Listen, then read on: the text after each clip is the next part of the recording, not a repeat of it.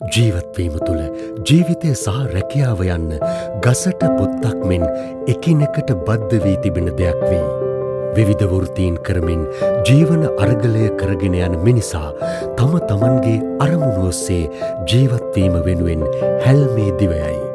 රැකියාවේ ගෞරවනීය බව පිළිබඳව ගොඩනගාගත් අභිමානය සමග සමාජ සහ පුද්ගල සම්බන්ධතා ගොඩනගා ගැනීමට කැමැත්ත දක්වන මිනිසා තමන්ගේ ජීවන ගලායාමට ඍජුව සහ වක්‍රව ක්‍රියාත්මක වන සුළු මධ්‍යම පාන්තික සමාජ ප්‍රවාහය සමග යහපත් ලෙස ගනුදෙනු කළාද යන්න අප විසින් අපගෙන්ම ප්‍රශ්න කළ යුතු කරුණක් වෙයි.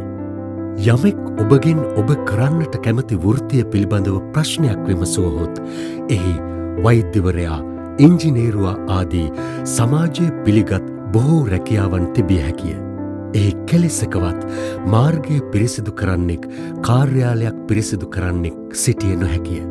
නමුත් ඔබත් මමත් ජීවත්වන මේ ලෝකය තුළ ඔබට මට සිතැඟි ලෙස අපගේ වෘත්තීන් පවත්වාගෙන යන්නට පරිසරය පිරිසිදු කරන පිරිස් විශාල වූ මෙහෙයක් සිදු කරන බව ඔබ මොහොතක් සිතා බැලුවාද?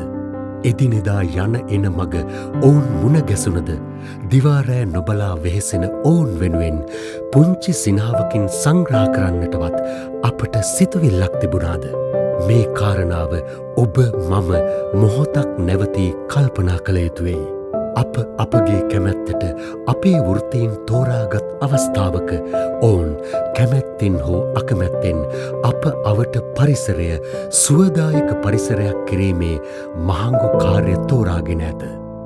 ඔබට නිදහස් වැඩ පරිසරයක් හදන හිත් පිරිසිදු මිනිස්සු.